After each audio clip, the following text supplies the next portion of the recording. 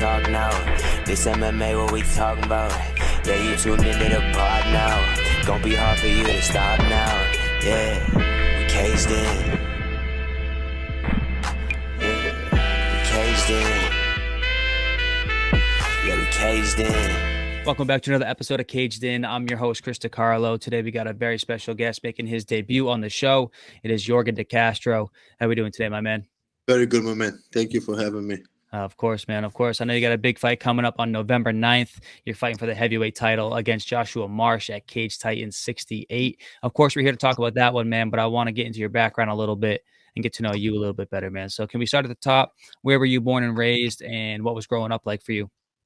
I mean, awesome, man. I born in Cape Verde, which is I don't know if you know, most of people maybe don't know.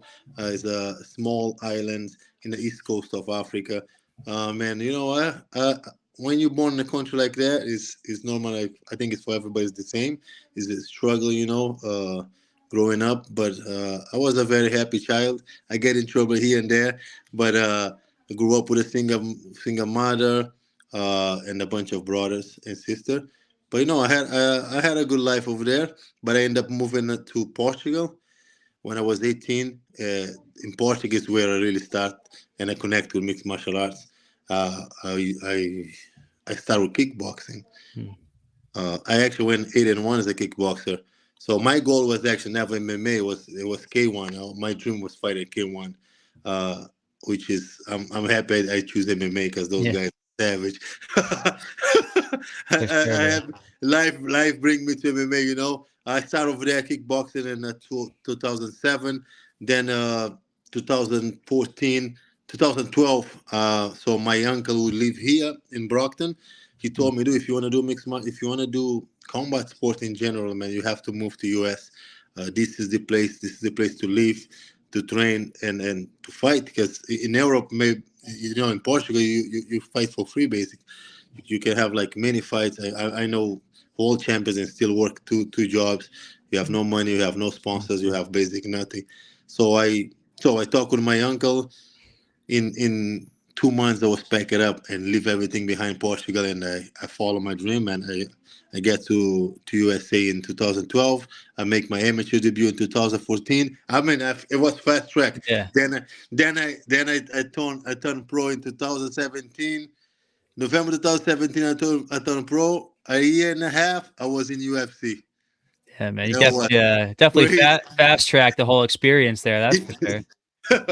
Yeah, the whole experience. It was good, but it was some good and some bad. But to me, I think it was perfect because it was so fast. I had so much popularity. I was winning all the time. I thought I was like unbreakable, you know, invincible.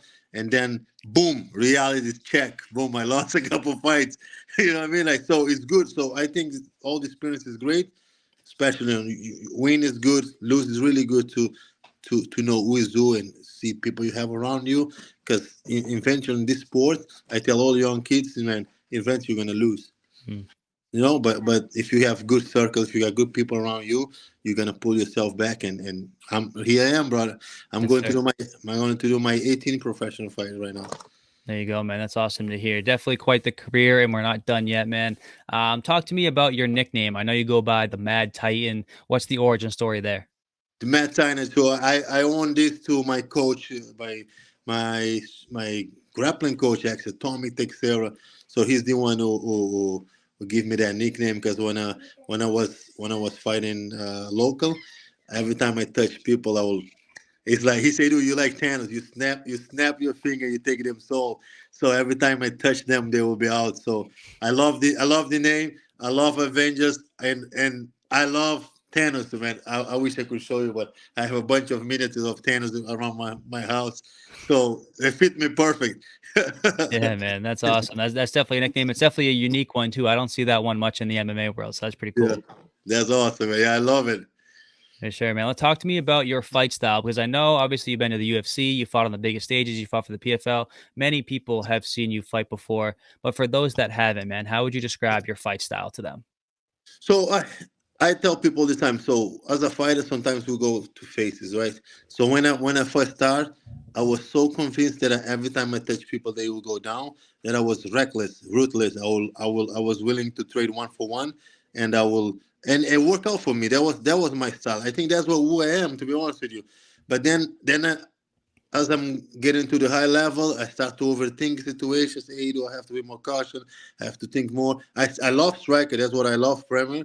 But then I start to change. I think somehow along the line I lose a track of who I am, which I start to overthink. I start to calculate more, and I don't like it. So the other day I was looking in the mirror. I say that's not who I am, and I'm a fighter who go forward, who make it a 50-50, who trade punches, and I'm confident on my power and on my skills. And I think that's the one I have to get back to, man. That's what get me to the big show. That's what get me to get signed with UFC, to get signed with PFL, because I was willing to fight. So when I fight smart, when I pull back, when I control, that's not me, man. I don't like that. And I come to realization one of these days, I think it was a couple of days ago, say, dude, that's not me. I have to go back to who I am. And I'm aggressive and powerful, and I'll go forward, leg kicks, exchange punch. I'm well rounded, man. I'm not worried about getting taken down anymore. I know I can get up, and even if they hold me down, they can't submit me. So I know I'm well rounded. And November 9, I'm looking forward to. There's a small cage. I think that's a perfect scenario to go down there and throw down me and Marsh.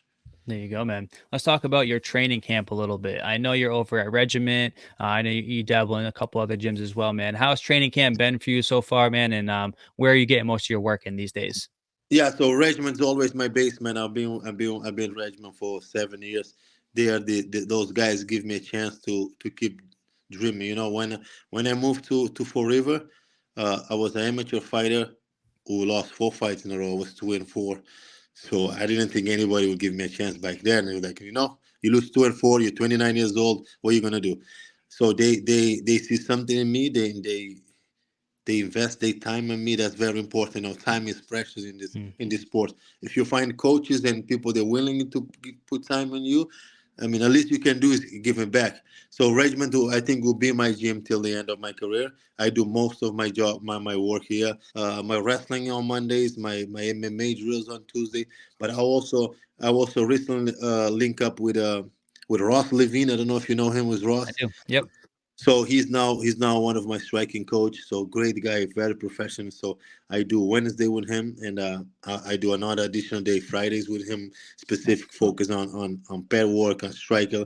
And I also have so I'm all over the place. I also have a boxing coach that Mike, that I work twice a week, because there's something special about box. So box gotta force you to be aggressive, gotta force you to throw more combination, gotta force. So he's set it up some sparring with some, and box. You can play box. So one thing Mm. you realize is you go to MMA gym. There's a light sparring, the guys move around. When you agree to sparring in boxing, is a fight. Yeah, for sure. So I'm doing that twice a week. I'm doing pair work. I'm doing sparring with Mike at Loves Boxing here in Fall River, and that fire up me. That bring me back some good memories, and come to realization. Hey, dude, this is who you are. You're a brawler. This is what you like. Because boxing guys, they will go hard. They will talk shit, and they will try to knock you out. And that's bringing me the fire back. So I love that I'm working. That's what I'm doing my work, and I also do Fridays at Hard Knocks in Boston. We do some great sparring too. So I'm all over the place. I believe this, even though this is a team sport, in the end is about you. So my coach is okay with that, as long as I'm getting work, I'm getting good work. They don't mind, which is it's good for your coach. It's good for your gym if you are able to go to different gym and stand your ground and do good, and people say, "Do you looking good?" That's good for your home base. All right. You know, I'm always about. If I tell my friends, man, if your coach does not allow you to go cross train or do something else, there's something wrong. There's something secured over there, man. My coach always allowed me to go to different camp. I always come back home. That's awesome, man. Glad you have a space like that to always call home. And it seems like you're getting a lot of good work in this training camp. Very excited to see you put it all together on November 9th. I do want to dabble into your fight history a little bit. touch on some of the key moments, man. So let's go back to Contender Series in 2019. You go in there versus Alton Meeks, where you were a pretty sizable underdog, but you pull out the win in the first round. When you look back at that time, man, how did it feel to get that call for such a big opportunity? And then what do you remember about the process, man? Flying out to Vegas, going to the Apex. Give me the whole rundown on that story there. Dude, till today, the other day, the guy was asking me what was one of the best Victor, like best W that I ever had. I told them Contender Series for many reasons. So I got called in April 1st to fight. It was a different guy. It was Jimmy Larson. Who was Daniel Cormier, Cain Velasquez teammate. Was 3-time Penn State champion, like great wrestling. I say yes. The guy end up get injured. Then they give me Alton Mix, which was another big dude who cut weight to make weight, number 8 in Olympic ladder to, so I say yes again. I tell people, it's about opportunity. Not just like that. Even after I say yes, I believe 99% of people count me out. I was a light heavyweight coming up to heavyweight. I was definitely small because I saw him before fights a couple of times. He was cutting weight, so he was 290, probably cutting weight to me to 265. Him himself say he will steamroll me, that I never fought someone like him. ESPN did a whole process, a whole like article about him, talk about him before he was some big deal.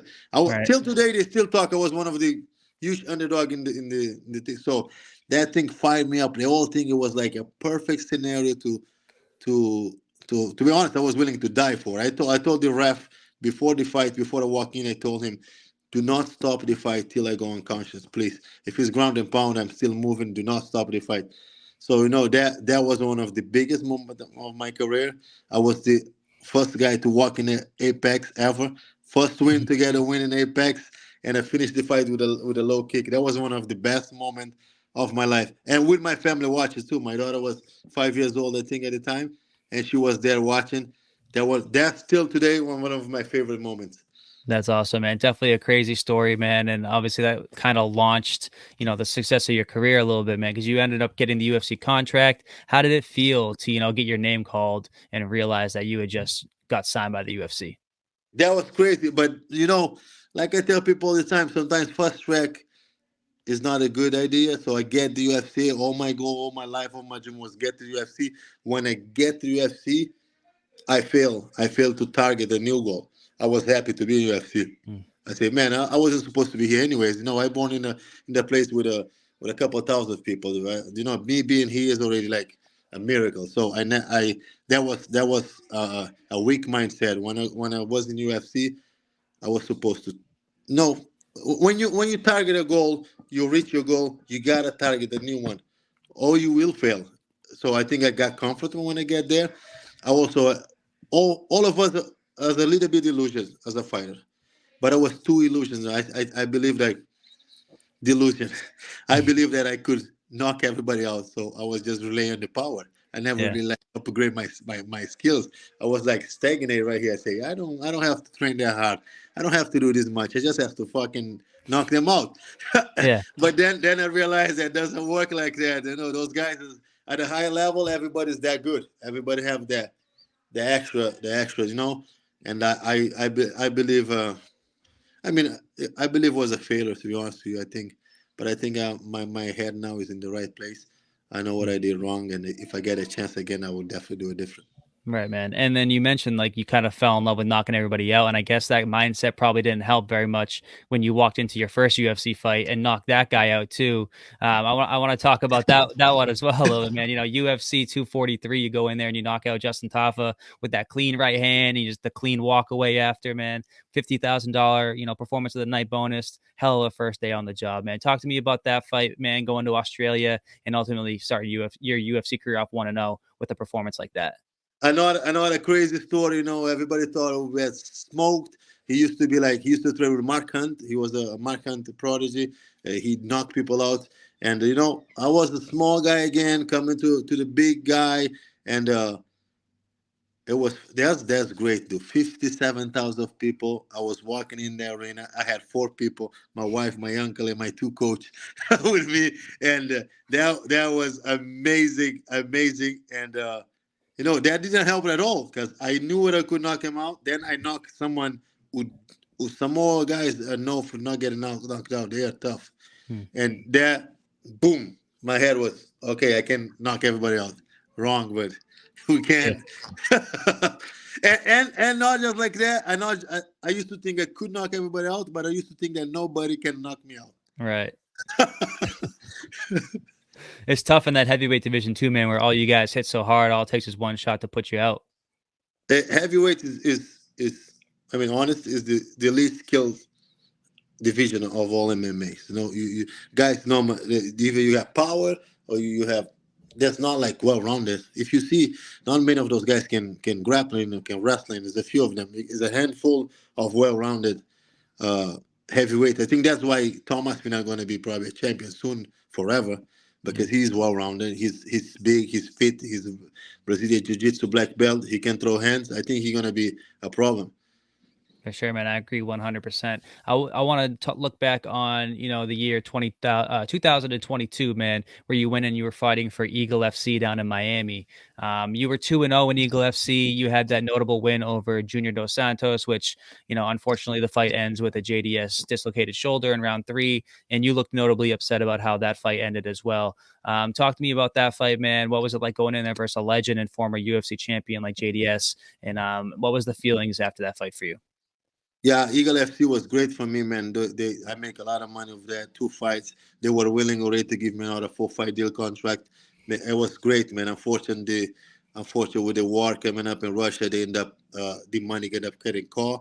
They let us all go, but it was one of the best experience. And fighting Junior dos Santos was one of the easy decisions I ever made. So I got a call from my manager. Hey, do you want to fight Junior dos Santos this day, this that? I swear to God, for my life, I say yes. I didn't ask how much money I'm gonna make, nothing like that. Then a week later, they say you're gonna make this much money. Is that good?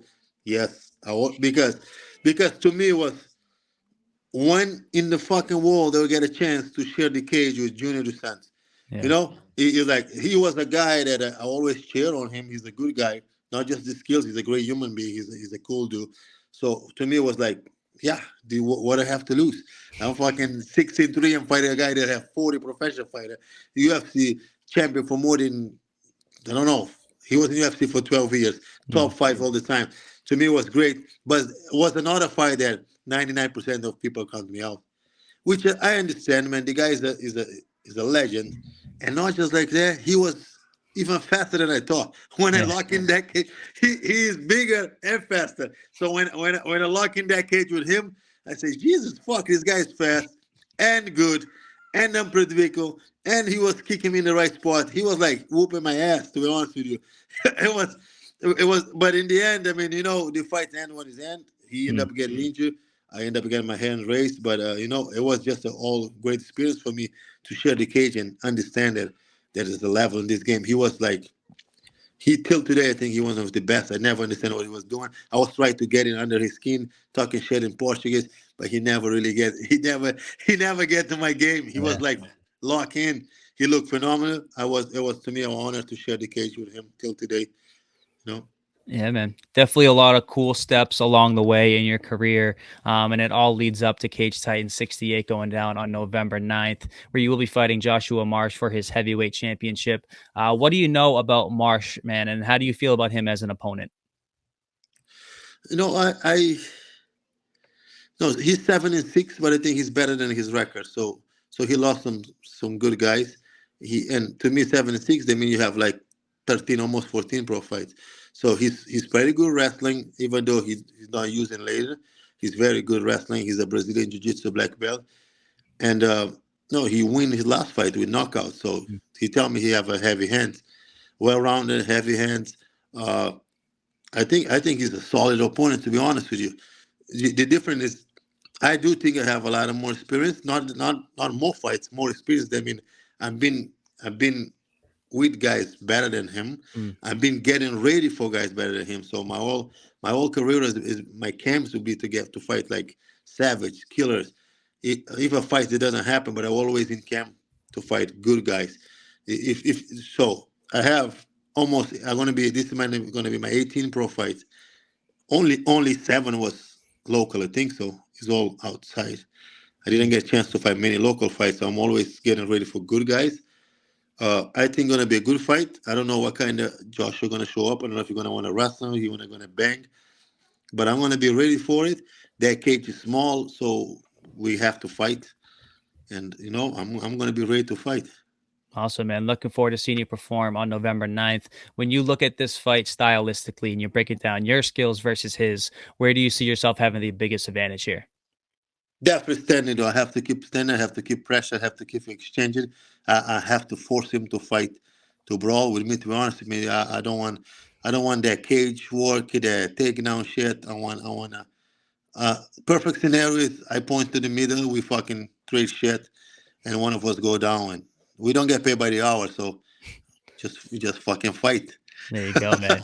That would make the Plymouth Memorial Hall erupt for sure to see two big titans like you guys going in there and swinging and banging in the middle of the cage, man. Jahsua Marsh won his Cage Titans title from Ross Hilton, an opponent you also have fought in the past. Do you think having a common opponent like that helps you kind of measure your skills versus this guy?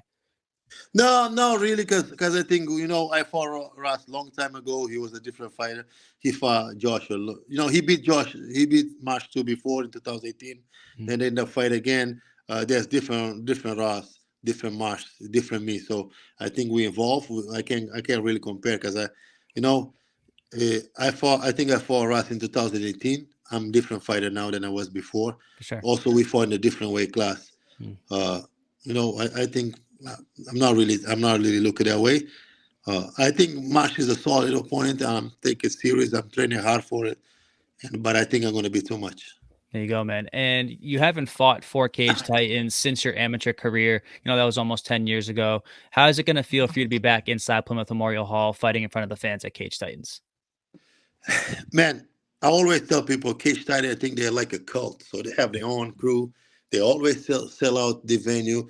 People, their own fans, no matter who fights there, they have their guys selling out the place. I remember back then there was always something about Cage Titans that's special.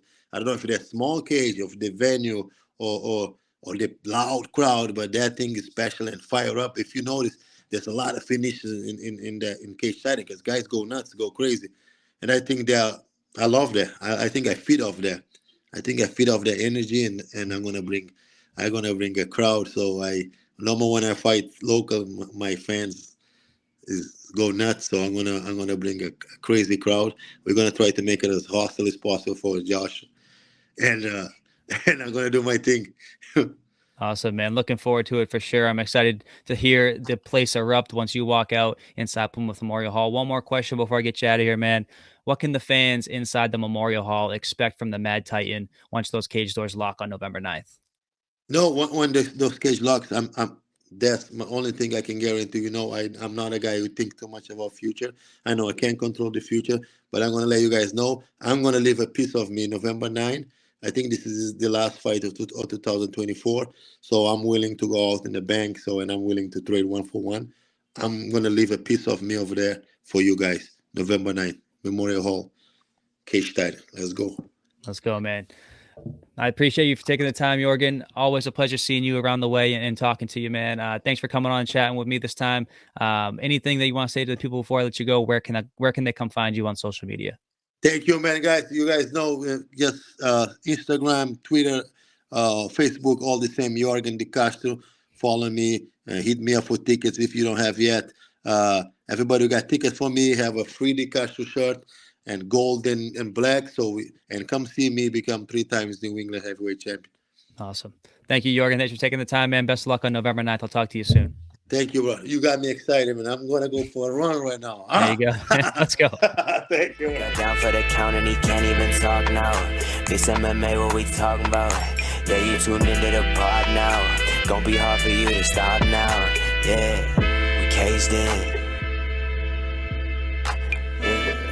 Caged in. Yeah, we caged in.